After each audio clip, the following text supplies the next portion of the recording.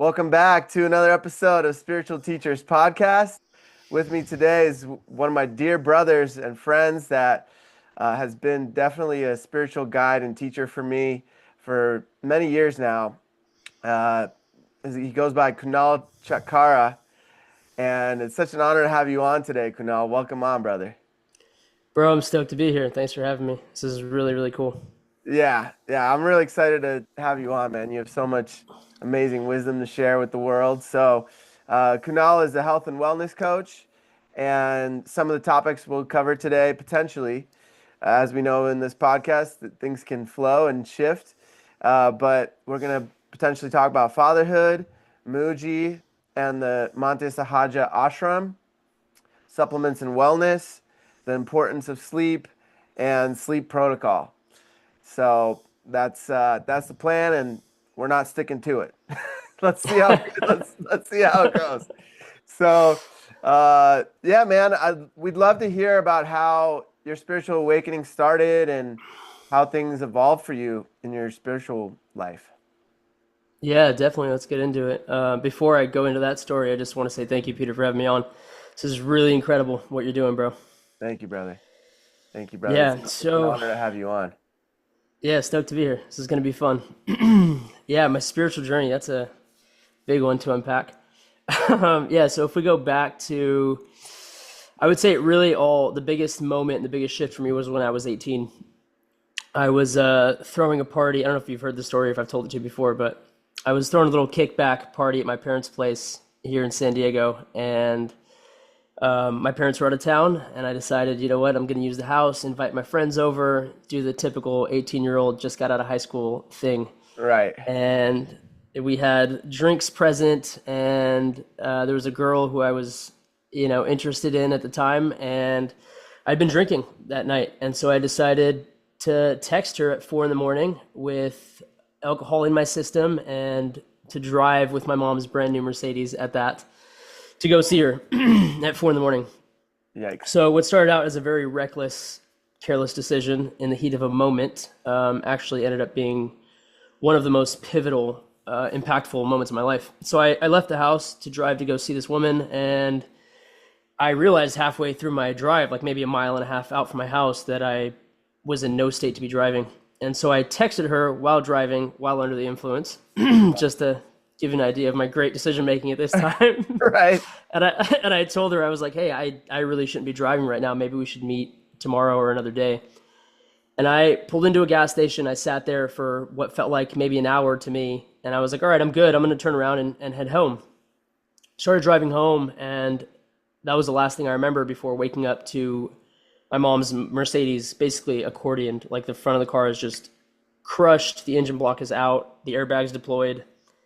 And I jumped out of the car, and I was just in shock, like head to toe, needles in my body. Wow. And yeah, I would say at that moment, something else took over. That's the only way I can describe it. Like it was like very instinctive, like a reaction to the situation. And somebody was driving by, and it was maybe 4:30 in the morning, and they started to slow down, and they're like, hey, are you okay? And I was like, I don't know. I'm not sure. And something in my brain just clicked, and I just grabbed my things from the car, and I started running home. And I called my dad first, and he had been out of town with my mom, and I was just like bawling. I was in shock, and I was like, I destroyed mom's car. This is her brand new Mercedes that he had just got her. And I'm like, I destroyed mom's car. And my dad, being my dad, the beautiful soul that he is, was like, I don't care about mom's car. Are you okay? Are you okay? And I just kept going on like I destroyed her car. And then at some point I heard sirens, or felt like I heard sirens, and I was like, Dad, I gotta call you back. I hung up the phone, called my friend who was at the house, and I said, hey, clean the house up. I'm coming home. I get to the house, put some eye drops in. I'm basically shocked sober at this point. Tell my friend who's at the house to go back to the scene, talk to the police, and let them know that I panicked and ran home. Anyways, long story short, this all wrapped up with me not getting any injury. There was no DUI charge. I got off very, very fortunately. No one got hurt. And I was just so shocked by this experience. It was something that I never thought would happen to me. And I think it was one of those experiences where it's like, oh yeah, that would never be me. And it was. And so it shook me awake. And funny enough, coincidentally or synchronistically, however you choose to look at it, my mom had just gotten back from a 10-day Vipassana meditation. And I was so just broken open by this experience. I was like scared to drive for a few weeks and just feeling very fragile. And before that, I was like this invincible 18-year-old, nothing could touch me. And yeah, so my mom was like, "Hey, I really want you to do this meditation." And I was like, I'm at your mercy. Whatever you want me to do, I'll do it. And this is coming from being like a very rebellious teenager. So Right. um, so I agreed. I said yes. I remember driving up to Joshua Tree, 29 Palms, and having all this resistance come up inside of me. Like, why are we doing this? I have to turn my phone in. There's no talking. There's no reading. There's no writing. I'm sure your listeners are maybe familiar with Vipassana, but Yeah, for those that very, aren't, can you give like a brief description of what it is?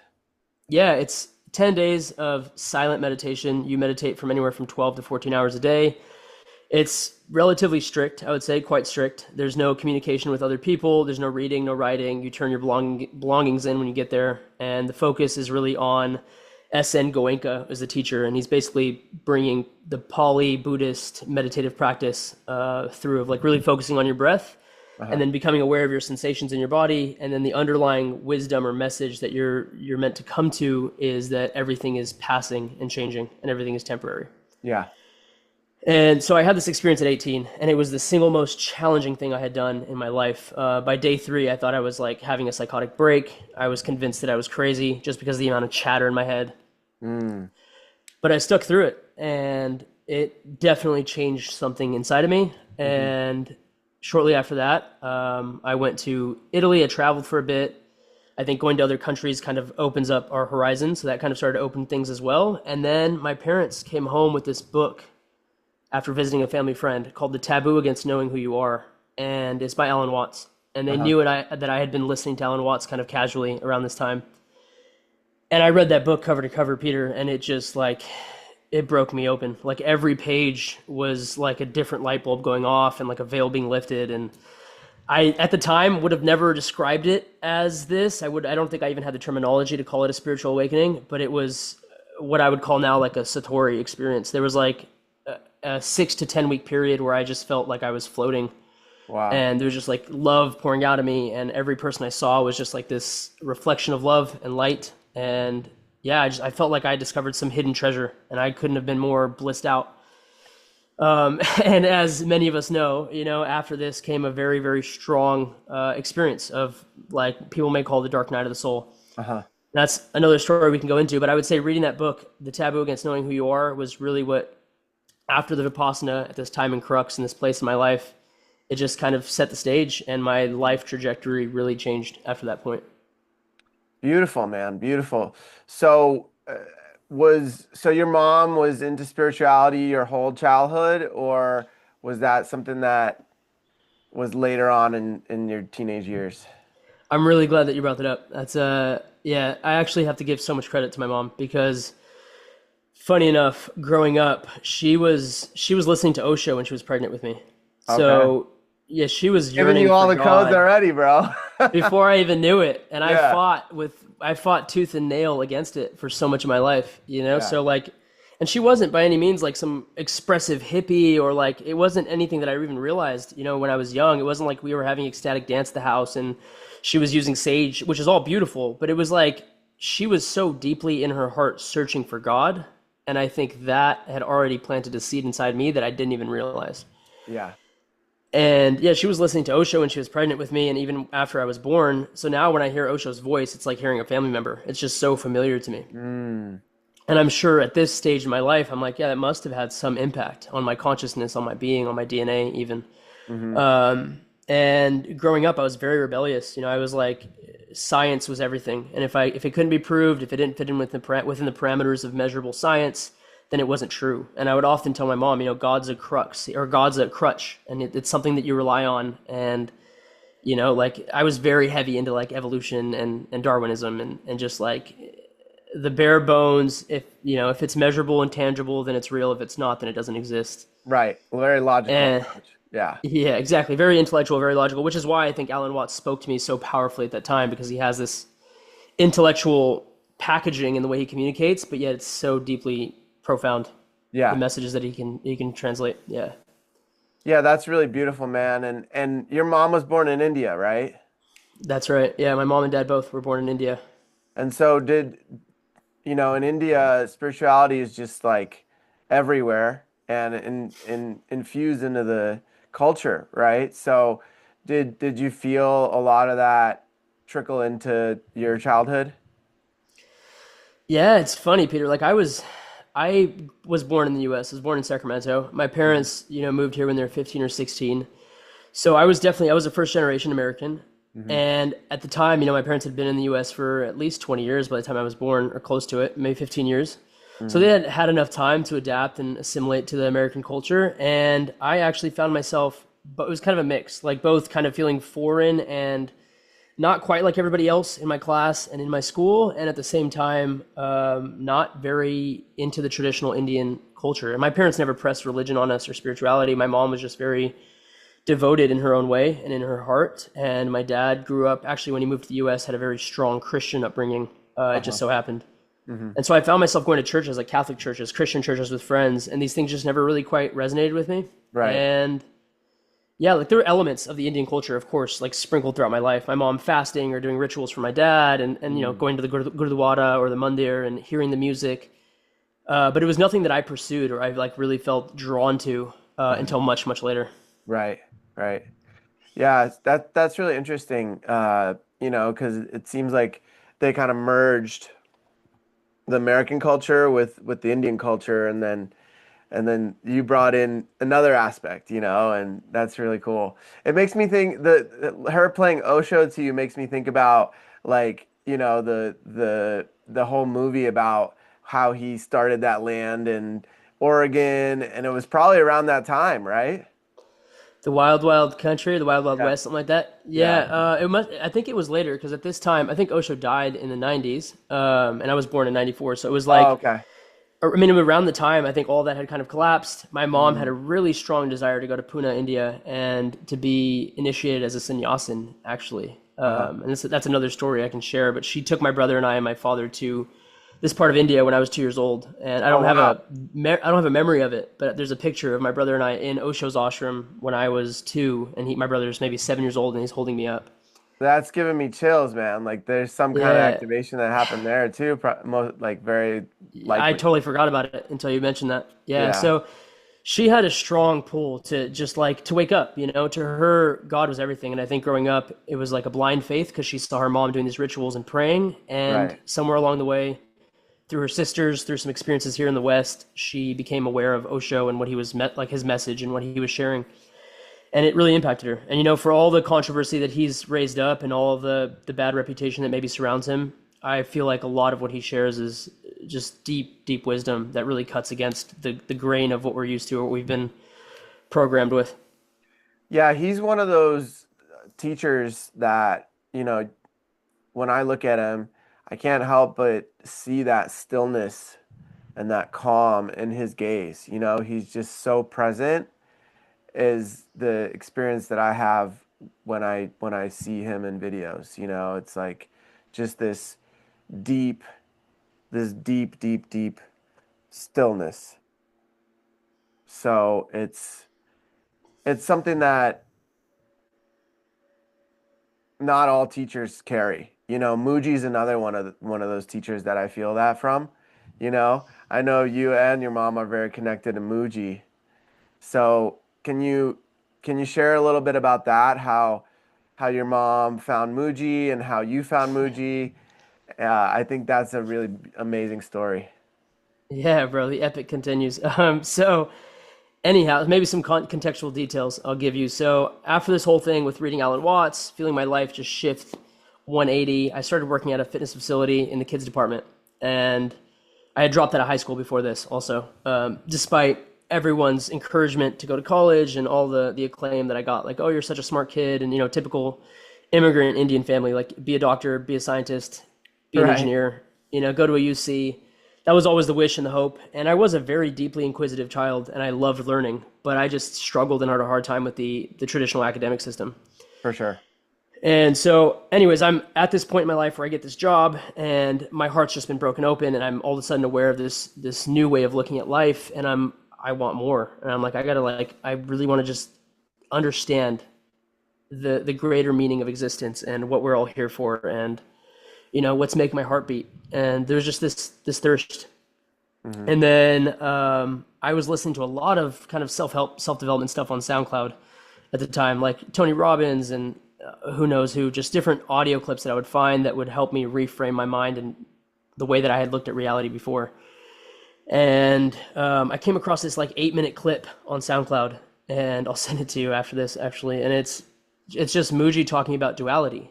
And at the time, I didn't really have any familiarity with what duality or non-duality was, but there was something in his voice that just kept like it just resonated deeply. And so I just kept playing this audio clip back, and I was like, man, there's something so fresh about this clip.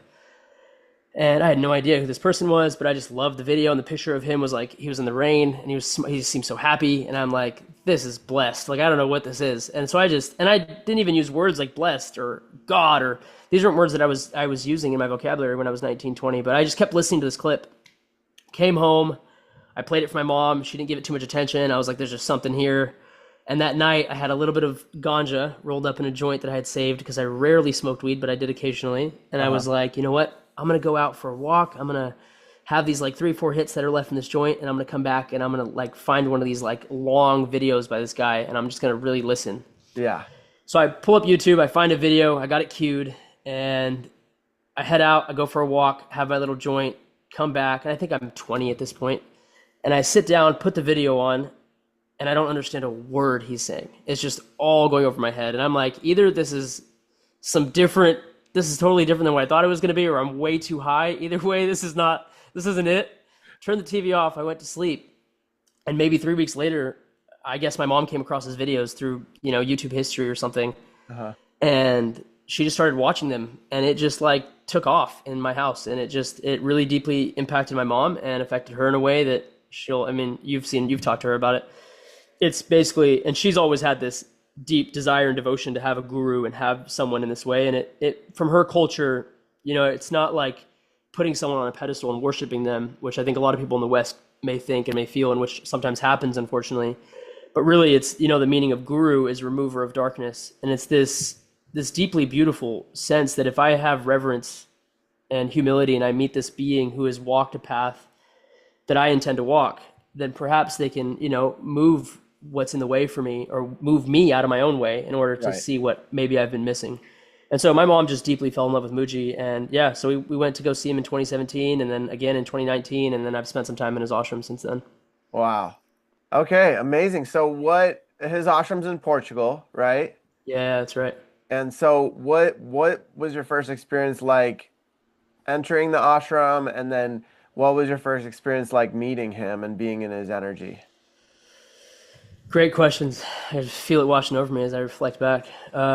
So 2017, the first time I met Mooji was in Portugal at an eco lodge called Zimar. And I actually went with my now fiance. She was my girlfriend at the time, Allie.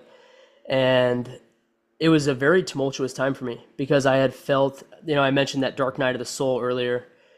And it was like I had this great, opening experience, and then it felt like that all came crashing down. And I was in this place of feeling like I wanted to reclaim what I had discovered or go back to it, and feeling this like hopelessness, maybe this helplessness, like, oh man, I discovered something so beautiful and I lost it. And so when I first went to this retreat in Zimar with Ali and with my mom in 2017, it was challenging. It was like this feeling of trying to understand what Mooji was pointing to, but there was some resistance in me and I just couldn't. And it was like I was trying too hard up here to make it work, and it wasn't happening, and I was just feeling this frustration. Exactly. Yeah. But when I met him at the end of that 6-day or 7-day event, it was my birthday, funny enough, and my mom got up at the front. I just have to give her so much credit. She was in the front row of this huge venue, and she stands up, and I think unbeknownst to herself, she had no plan to do this, but she stands up and says, "Mooji, my son's here. It's his birthday. Can he have a hug?" And I'm in tears listening to the song that's playing and don't even realize that my mom is standing up, calling my name and asking Mooji to give me a hug or meet me. Right. And Allie's sitting next to me, and she just ever so lovingly nudges me, and she's like, hey, honey, your mom's calling you. Like, right. And I'm like, what is happening? I'm like in this blur. And so I stand up and I start walking over, and Mooji says the words. He said, I know this one. Oh, wow. And yeah, and then I walk up this really beautiful, close, dear friend of mine now, Kieran, he helps me up on stage.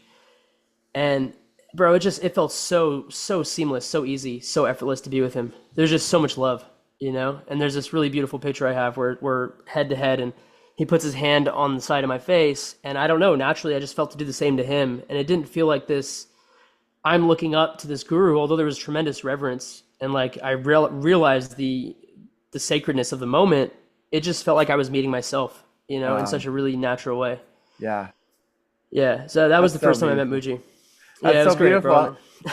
Yeah. Have you ever meditated or like reflected on what he meant by I know this one? Never intentionally, but now that I'm sharing it with you, it feels like something to be great to just sit with, and the meaning of it feels so clear, you know. And all the time that I've spent with Mooji, his single most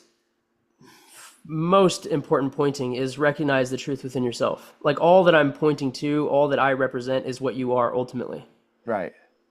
And I think him saying, "Oh, I know this one." Maybe it was like a familiar on one level, like, "Oh, I've seen him and I know him," but on a much deeper level, I feel it was, this is myself coming to meet me again in this form.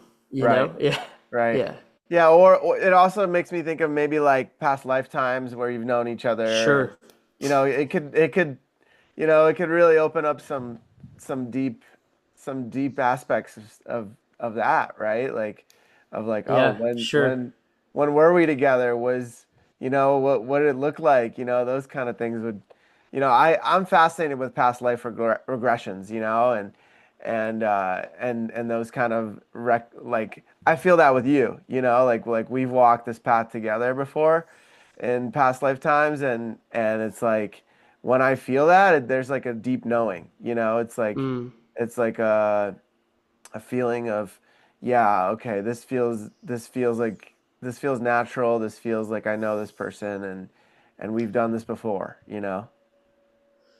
Yeah, I mean, I think just on the basis of how uncanny all of our life is, and just the fact that we're here right now on a rock floating through space and having this conversation, like there must be some underlying intelligence. I've come to believe. I think Alan Watts has a quote. It's like thorns don't grow on thistles or something like that. Like you're not going to have something unintelligent. Like we're not all just a fluke by a mistake. Right. There's such a beautiful tapestry and the harmony that existence really is that I think we can come to see. It would be wild if it was here without some intelligence. And maybe it's not the way that we conceive of it with our human mind. Maybe it's something far greater, but yeah, past life is cool. It's a really, really cool thing to dive into. For sure, yeah, it's an interesting thing because then it also opens that door of like time isn't real and it's all happening at the same time and all those kind of aspects, and that gets really trippy. At the intro, I almost made the joke when you were like, we were talking about if I'm a health and wellness coach or how I would introduce myself. I was like a figment of your imagination. Right, right. I mean, it's wild, bro. I think anyone listening to this podcast would probably really enjoy Becoming Nobody, the Ram Dass movie, if they haven't seen it. That's I think really it's something. cool.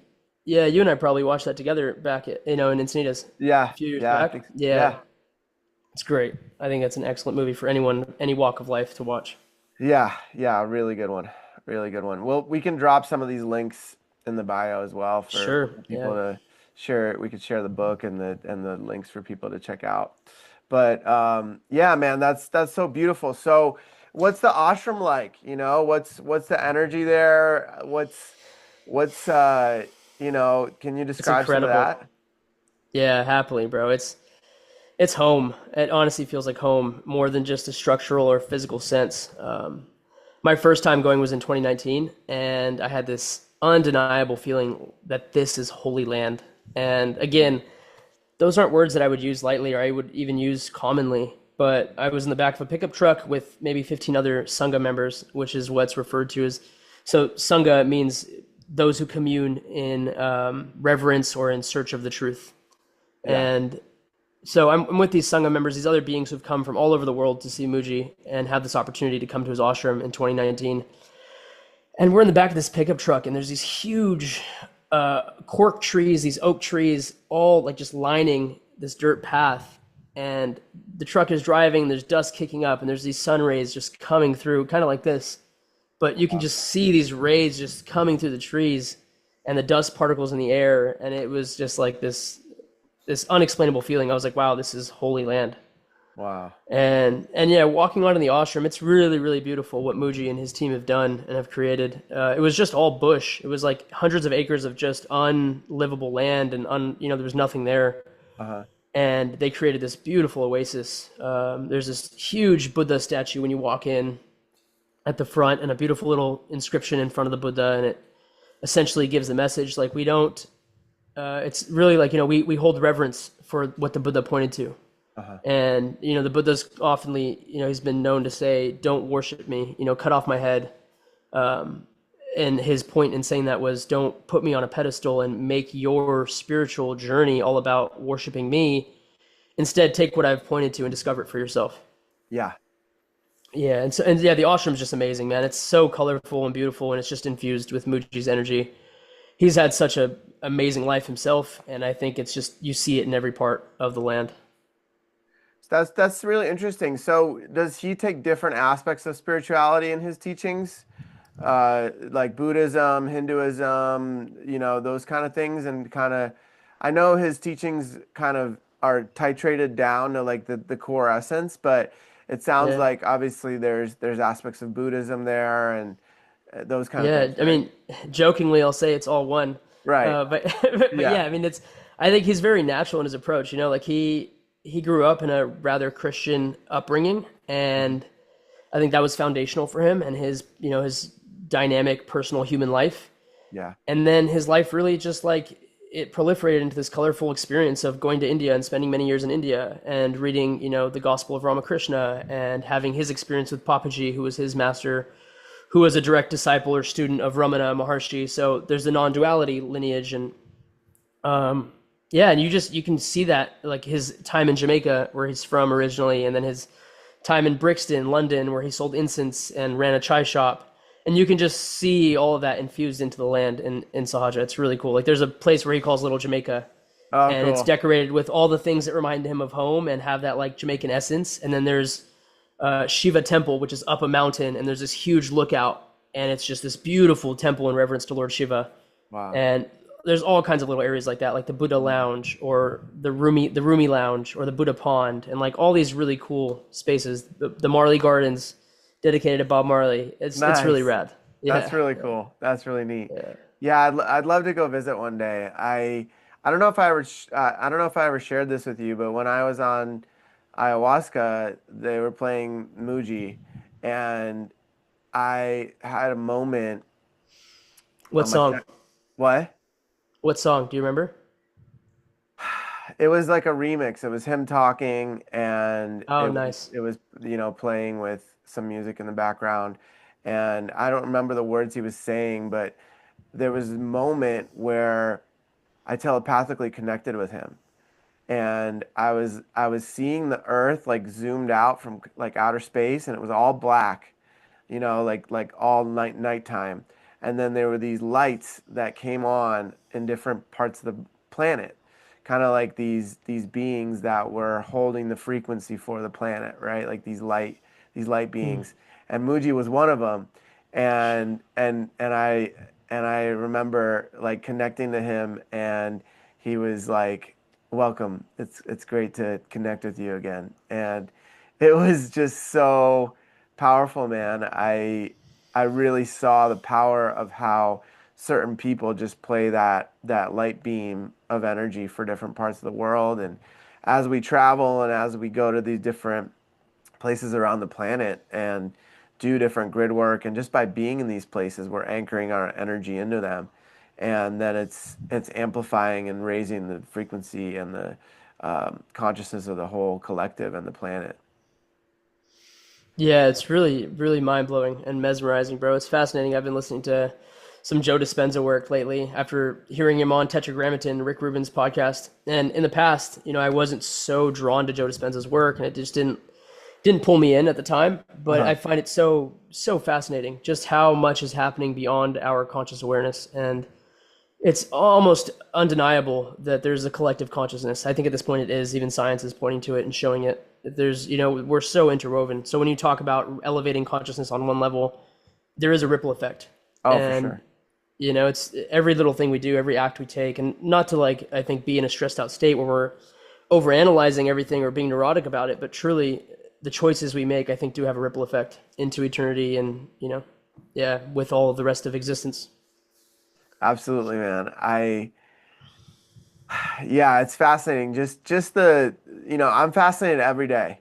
I'll, talk to my friends on the phone or something will happen and like somebody is connected over here in a web, and like one thing I was talking with one of my buddies last night was how it's fascinating to me how parts of us can get frozen, like a memory of who we Mm. were can be frozen in time, right? Like if I haven't talked to somebody in 5 years or 10 years, right?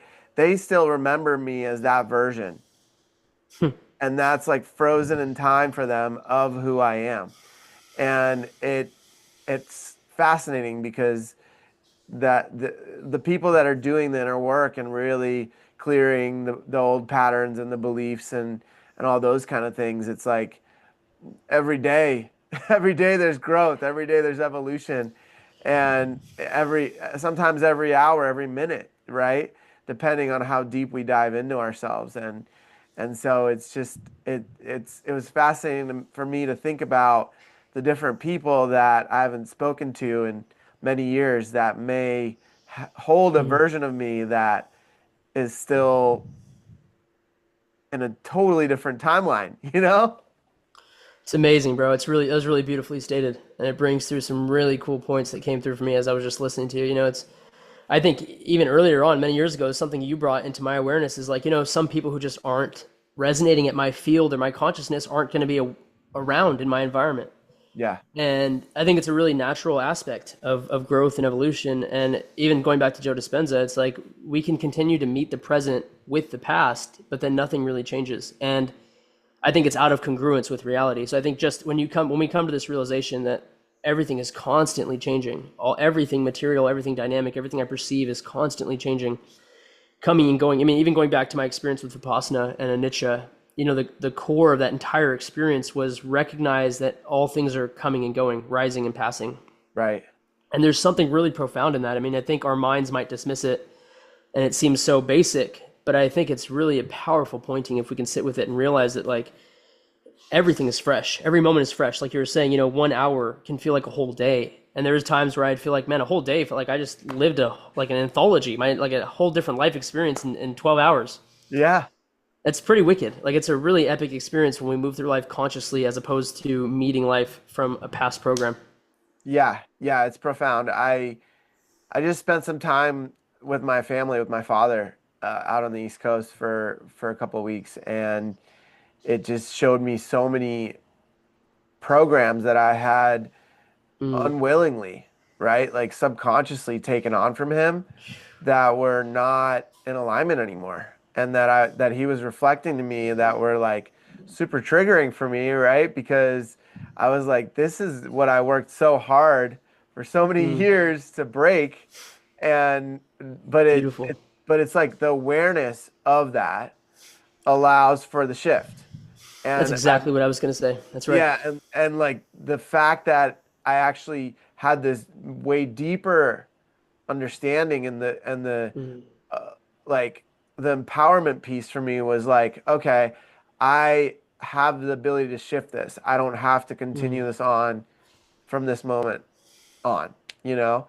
And that those were some huge shifting points. And I have to add that there's multiple layers to this thing, Mm, right? Where it's not just mm, the mental aspect of like, okay, I have the awareness, I'm ready to let go of it, I let go of it. But then there's the physical aspect of like, where in my body am I holding that?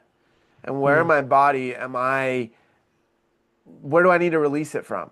Right? mm, And that's where, practices like working with frog poison, like combo, or working with hape, or doing myofascial unwinding, those kind of things where you actually get into the body and allow for that to like physically purge out, you know? Yeah, bro. And You're a glutton for the purgatives. I I I You like love I it as like long to as I've clear. known you. Yeah, I like to clear, bro, because it's like, Yeah. uh, for me, it's important because I don't want to carry. It's like not showering for a week. You know, it's like you Yeah. feel dirty and you wanna do that. So at least I do, right? To each their own. But I want to Beautiful. clear that out inside my psyche and inside my body so that I'm clean and so that I can show up in service and be fully present. You know that. Amazing. Yeah, I would love to like just bounce on that a little bit with you for a Yeah, second. let's do it. Because I can't dismiss that at all. There's definitely a physical component. I mean, we see it even in nature when an animal is afraid or in a stressful situation. Afterwards, they'll shake their body Yeah, to move that energy, so to yeah, speak. And humans often don't do that. We'll keep things in a dormant state, or we'll be in a chronic, stressed out state, imagining things over and over again and just building that. So I'm with you fully. I think there's a great importance in moving our body, in physically releasing, even sitting with plant medicine to unlock some of these things, which I think can be very profoundly healing. And I have this curiosity if there's not a lot of people, and maybe this is not for you, but I'm curious what it is, how you feel about this and what your take is on it. If there isn't this kind of subset of people in the spiritual community who have now gotten hooked into healing in this way, and it's become its own kind of hamster wheel, that like every day something needs to be purged or cleared, and instead, if there isn't some great value in seeing that the body itself is temporary and not the realist aspect of our existence, that it too is coming and going, so anything in it. And I think about Ramana, and maybe this is to a degree that was way on another extreme, but he would have like insects biting at his legs and could give it no mind. It didn't even register for him, but yet he was this beaming light of consciousness that people came to sit before. And I mean, I'm somebody who goes to the gym every day. I train. I care a lot about my body. My profession in this life is a health and wellness coach at this time. yeah, So I see a huge value in the physical component. I think it's, you can't replace it. And I'm just curious what you think about that kind of like that feeling of, oh man, I need to clear something every day or, maybe even every 6 hours. I think it can become its own kind of tendency for people. yeah. So I think there's a few components to this, and it's a really interesting topic because I just spent a lot of time alone. I spent a lot of time just living by myself in the mountains of the Poconos in the house, right? I spent a lot of time in Mhm. solitude for almost 2 months, right? And Beautiful. for me, uh, I have developed this connection with my body where I can feel when I'm holding somebody else's energy. And Mm. I had to get to a point where I felt what it felt like for me to be clear and centered. Not Mm. a lot of people know what that feels like, right? Until we've actually purged it all out and we're right there. Beautiful. We're like, okay, now this is what I feel like, right? Like Mm. what this Mm. body feels like when it's clean and cleansed. And what I think some people uh, are in this reality are kind of like absorbers of that, kind of like a sponge, right? Mm. And they'll absorb other people's energy so that they can clear it for them. And a lot of times it's happening without them realizing it. Mm. And there's terms for this in different walks of life. Uh, there's one called Death Eaters, where you're literally taking other people's energy, you're eating it, and then you're purging it out, and it's alchemized, right? Wow. Fascinating. Yeah. So for me, I think that it's a gift and a curse, right? Where Mm. it's like I don't like that word curse. I'm gonna shift that. So it's a gift and an opportunity for more understanding of it, right? So Yeah. it's like I know that if I'm around a lot of people and we're doing a big sound bath or something, right? There's a big chance that I'm going to take on some of that energy. And to build on that, when I'm going to the gym, when I'm in my practice, when I'm practicing Kundalini yoga, when my magnetic field and my aura is really strong, then none of that can enter in. It's only Mm. when I'm not in my fullest frequency and in my fullest capacity, that those things have the opportunity to kind of like cling onto my aura or enter even there's 10 energy bodies, right? And this is how I've been taught. And it all starts out in the outer bodies. And so if we clear it from those energetic bodies, then it doesn't affect our physical body. Mm. And that can be done with intention. It can be done with a bath, like an Epsom salt bath. It can be done going in the ocean. It can be done with sage. It can be done with Reiki. There's a lot of different ways to clear that, right? But if we aren't aware that we something attached to our energetic body, then very soon, usually within 24 hours from my experience, it comes through those energy bodies and attaches to the physical body. And then from there, there's some sort of discomfort or dis-ease that starts to form. And so if I'm able to clear that, like an energetic shower, however that looks for people, right? That can be the gym, that can be Kundalini yoga, like moving, like clearing, right? Sweating, crying, you know, farting, burping, all different ways of purging, and All and natural aspects of right, human bodily function, which maybe yeah, we suppress or avoid. yeah, Don't take the and time for. yeah, Yeah. and certain people like myself and my father, I I notice when sometimes I'll just do like this like twitch, right? Like it's totally without thinking about it. I've seen you do it too, right? Where Yeah. I think what's happening there is I'm dislodging some sort of energy from attaching to me, and it's like, okay, no, I don't need that. Fascinating. And so there's like these natural defenses for us built in.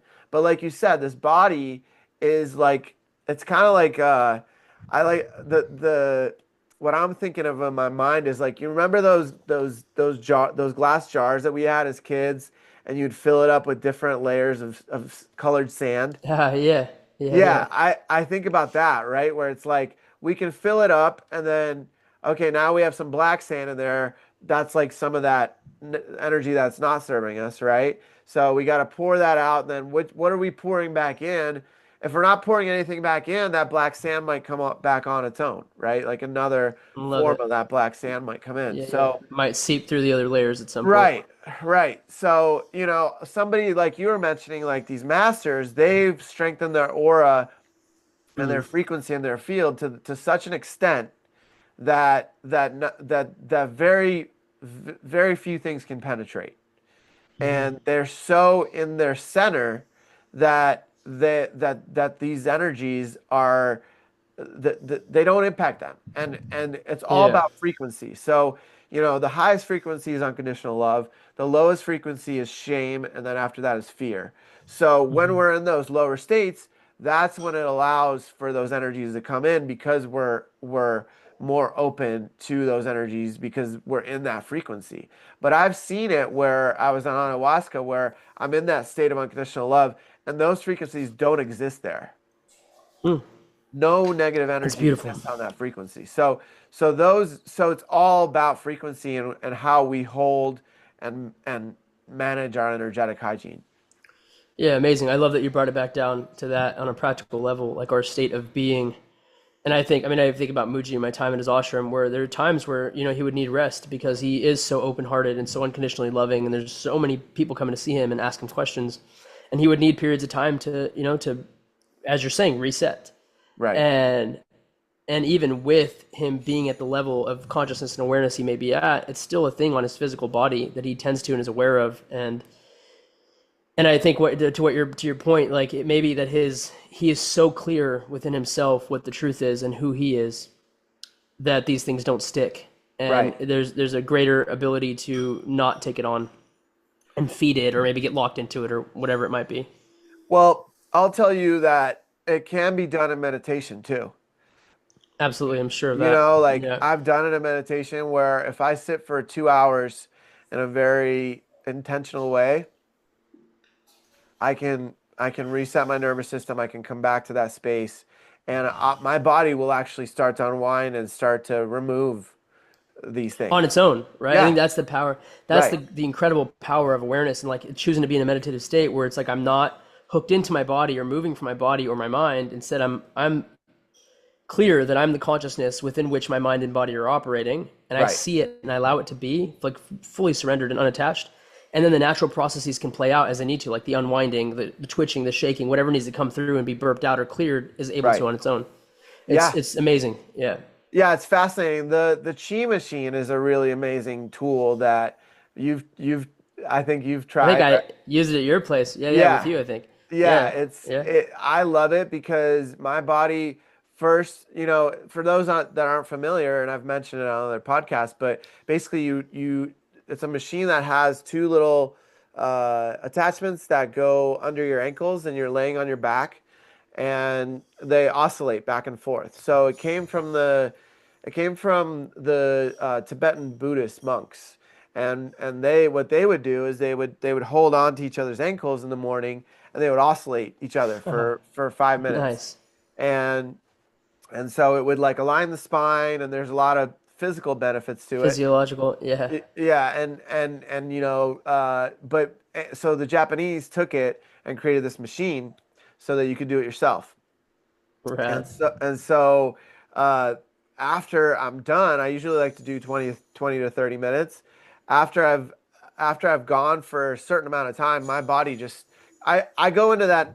The importance is to go into that theta state of like that full surrender that you were saying, right? Where Right. there's nothing else in my mind. I'm just here with my body, allowing it to do what it needs to do. And when I allowed myself to do that, then it starts to unwind. Then it starts to move in ways where, my neck is like tweaking, and then I'll hear a crack and like go the other way, and then it's like adjusting. It's like it's really beautiful. So. And then at the end of that, I feel this rush, like a wave of chi and prana just flowing through my body. And I'm like, okay, now all my meridians are aligned, all my channels are open, and now I'm ready for the day or for whatever I'm ready doing at that I moment. think it's absolutely essential in our modern environment to have practices like this. Yeah, Because and more, especially in my reality, I think every day I'm realizing the importance of relaxation. Like to be truly, utterly relaxed is probably the most spiritual thing we could do on a physiological, physical level. To just let go and be out of our mind and let all of our natural functions function naturally, I think is one of the most healing things any of us can do. yeah, yeah, absolutely. I agree. I agree. And I would build on that and say that not just relaxation, but coming out of the mind, Which allowing, is yeah, yeah, which is what I mean by utter relaxation. Is like you can't I don't think that you can be mentally occupied with something and be truly utterly relaxed at the same time. right. Like, and for me, the best practice, I think the most underrated tool that I use every day is NSDRs. So like a non-sleep deep rest, or yoga nidra, which is the spiritual practice where it originates from India. Yeah. And it's, essentially you're completely letting go of everything, getting your body as physically relaxed as you can get it, and then following some guidance so you're not in your mind thinking, but scanning your body.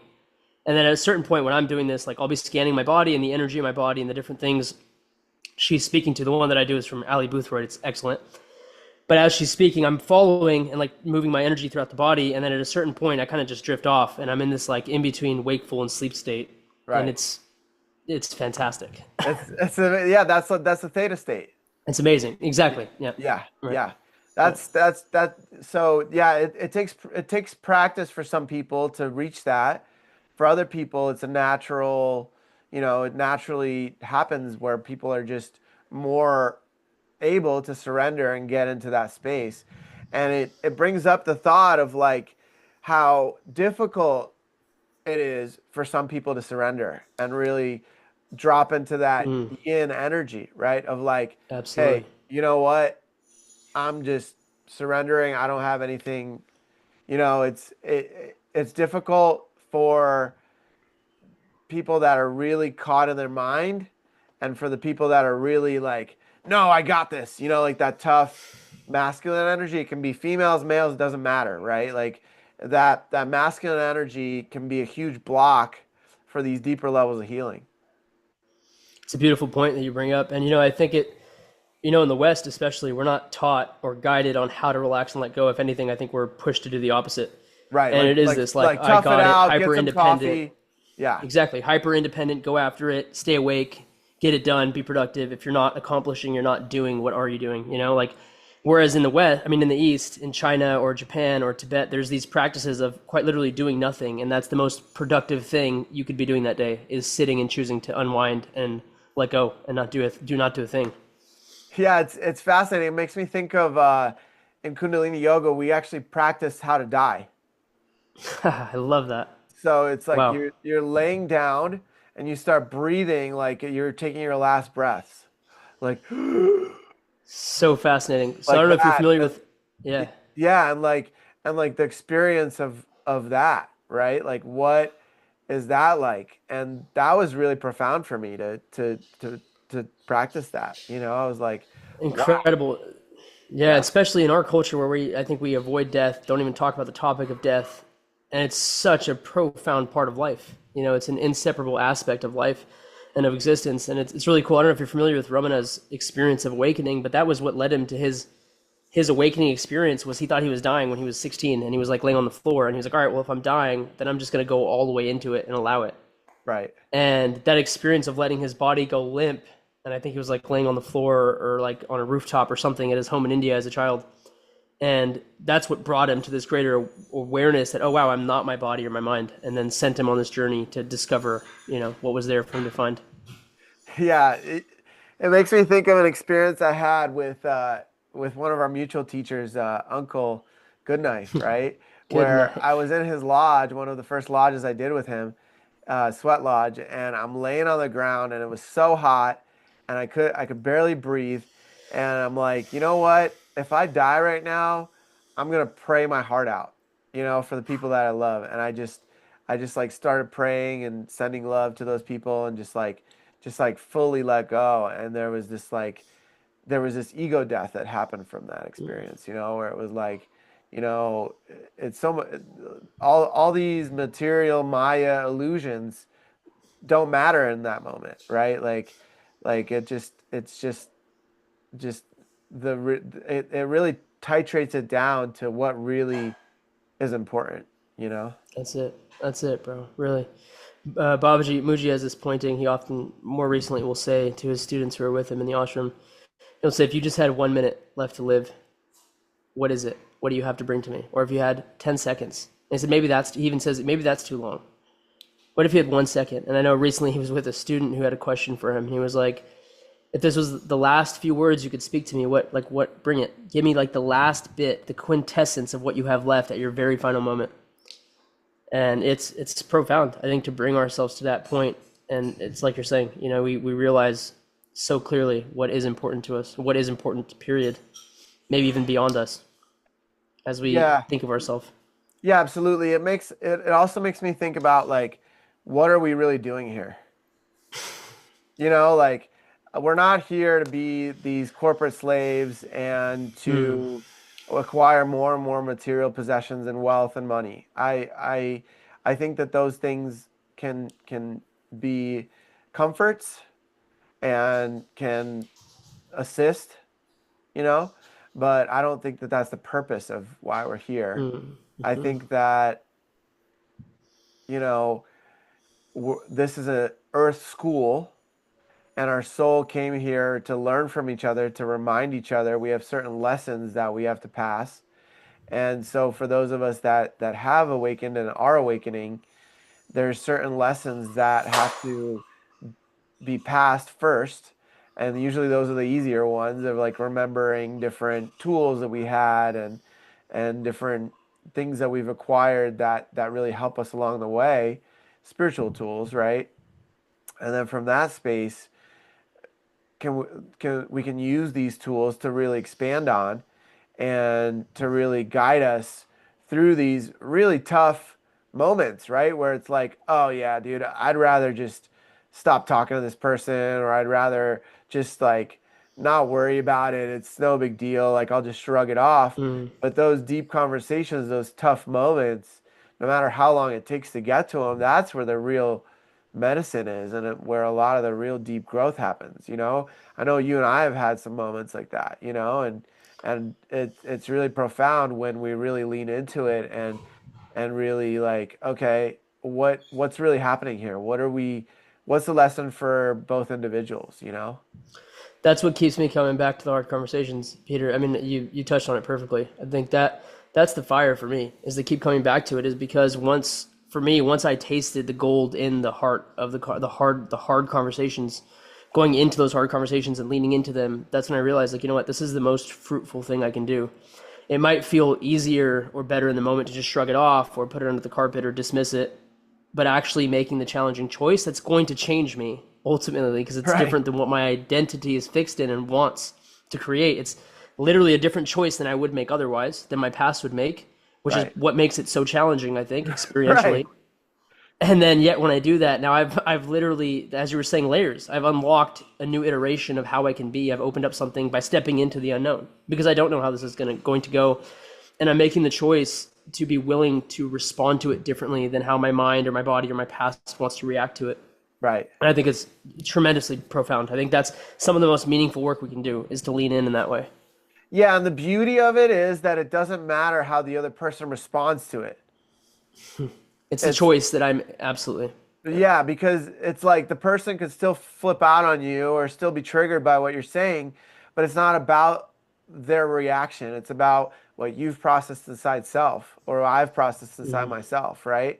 And then when that's been processed, then there's a shift that may happen in the other individual, or that individual may vibrate out of the field and no longer need to be there for the lesson because the lesson's been learned.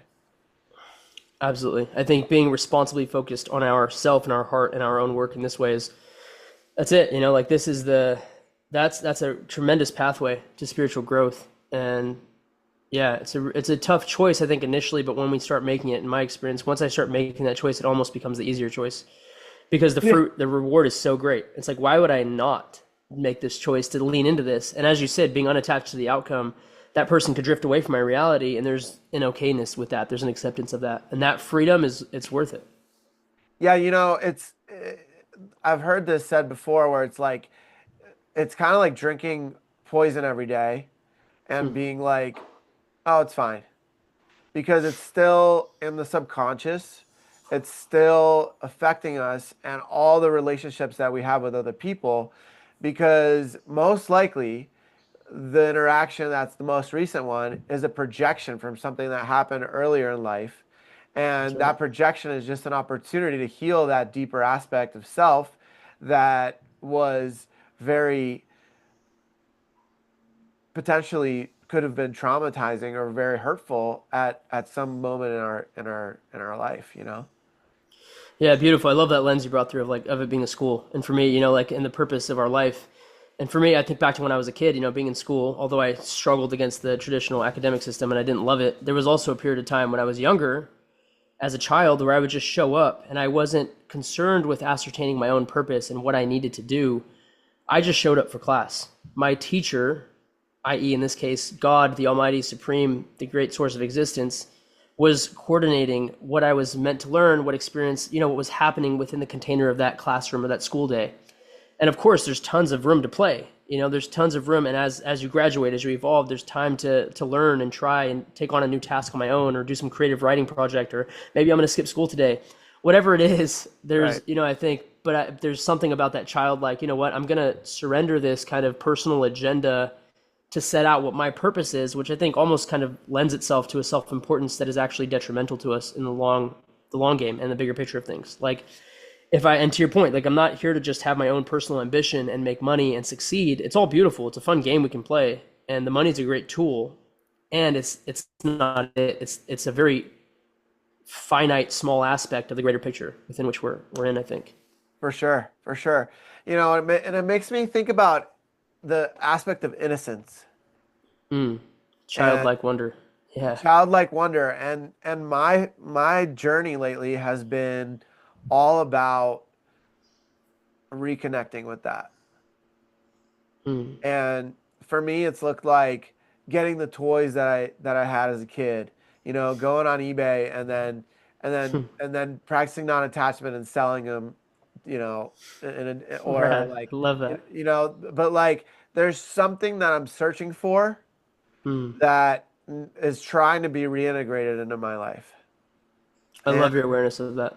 it's really profound because I've had these journeys, right? Like I've had these journeys with restructuring and recreating what masculinity looked like for me, right?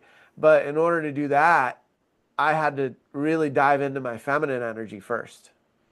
I had to fully feel what it was like to be as feminine as I wanted. And then from there, the masculine aspect came online. Mm. It was like really interesting because it was just like this feeling of let me just lean in all the way and just see what happens. Like you said, like let me just make some choices that are unknown and just see what happens. Like let's play Beautiful. let's go into it Play with that game. curiosity, right? Like let's see what it's like to really expand and become super intuitive, right? And then from that space, it's like, oh, okay, I've gone all the way to that spectrum, right? So now let me go into the other side of it, right? The yin and the yang, right? And Hmm. then and then it's like now there's this chapter or this book that I'm in where it's like, okay, I really want to connect to that innocence, and it brings up this podcast I listened to yesterday of Theo Vaughn with a young Amish man. His latest podcast that you know as we're recording came out, and it was this 18-year-old boy who is Amish, and the way that he sees the world is so innocent. Mm. He's just like, yeah, I did these wild things. I went to Walmart and I went on a scooter, you know? And it just like it's funny to us I because love we it. have a different perspective of this reality, right? Like Of course. Yeah. and Take it for and granted often. yeah, and like it was so refreshing to see this young man who was just exploring this reality for the first time of like what it's like to see all the aspects of this planet, right? Like he's going on Amazing. his on a he was going on a plane for the first time, like all these things that you know are fascinating that we that I haven't had a second thought about. Like, I can 100 years ago we had to take a buggy to get from New York to Pennsylvania. It would take a day. Now you can travel to the other side of the world in 12 hours. So it it just like yeah, it's It's hard to put truly into astounding. words. Yeah, Yeah, no, I'm with you. It's yeah, beautifully astounding, and I can only imagine if we all took that lens of seeing the world as this beautiful play to explore and not be so attached to. And I think that's where, Hinduism maybe has like Vedanta and old spiritual scriptures in India have that kind of inside dope, as Alan Watts would call it, of like, the world is Maya. It's an illusion, but also it's a play. It's a great play. It's a lila, and it's a dance, and we all get to act out in these roles within this play. And at the end of the day, it doesn't need to be so serious or so consequential. And right. I think there's a great levity and freedom that comes from really seeing that and understanding it. Yeah, there's definitely some really strong teachings in like the sacred clown, you know? Yeah, yeah, yeah, yeah. Letting yourself just be a goofball. Yeah, like the sacred clown where it's like, let's just have fun and see what happens and laugh about it, Like laughter is a great purge too. Huge medicine. Yeah. Osho has this thing, this little quote that I used to have when I was younger. I would see it on the wall in my parents' place. And it's something about laughter being the greatest prayer. And if everyone in the world laughed for 24 hours, the world would experience the most tremendous healing it ever had. Yeah. And it's really, really cool to just be able to realize that's an aspect of us naturally that we can just tap into if we allow ourselves to. Have you ever done laughter yoga? I did actually at Mooji's Ashram at the Oh, first retreat I cool. went to in 2017, and then they do it every once in a while when they have like a visitation period in Sahaja. Yeah, It's it's great it's fun. yeah, it makes me think of the collective consciousness too, because it's like Yeah. at first you're kind of faking it, but then it becomes real. Like it becomes a real laugh, and then everybody kind of like it becomes contagious, and then everybody's Yes. everybody's really genuinely laughing for no reason, right? I mean, even right now, I can feel the comedic, like the laughter coming up in me. And we Yeah, have these mirror neurons, like that we've evolved over millions of years to have this co-evolved collective responsiveness with each other. It's yeah, amazing. yeah, yeah. It makes me think of like the the devotion and the beauty of like a Tibetan monk, for example, right? Like they give up sex, they give up Mm. meat, they give up drugs and some of them smoke cigarettes, I think, but the majority of them give up all those things. They give up uh, you know, and when you give up all those things, what's left? It's like that genuine Mm. inner child comes out to play, and this aspect of like, oh, that monk just farted, and everybody breaks out into laughter, right? And like there's just this such a beauty in that, like laughter for really no reason, right? Like just to laugh and just to be fully present in the moment of that laughter and of that joy, and to experience that. And I strive to create more and more moments in my life of that awe and that joy and that innocence, to really. And nature is a great way, right? Nature is Hmm. a really great way to tap into that, because you can look at a leaf and like the tiniest intricate details are just profound, you know? Oh yeah, takes you out of the mind, and I think as nature is so spontaneous, it's not planned in the way that we plan things. It's not contrived, and I think that's the freedom, that's the innocence. It's allowing life to move as life wills, not as I will it to move. Yeah. And yeah, Yeah, and then yeah, to add bro, on we're gonna that, have to. Go ahead, go ahead. there's all these synchronistic gifts like feathers and rocks and things that are of meaning to people that nature provides. Like somebody might be into bones and skulls, and they're on a trail and there's a little mouse skull, Oh and yeah, so the symbolic value that we can find in our yeah, environment. It's amazing. It's like an unending. It's That's what I mean. It's an unending playground. The yeah, Maya, the Leela is so great. It's Who could have created this? Who could have thought it up?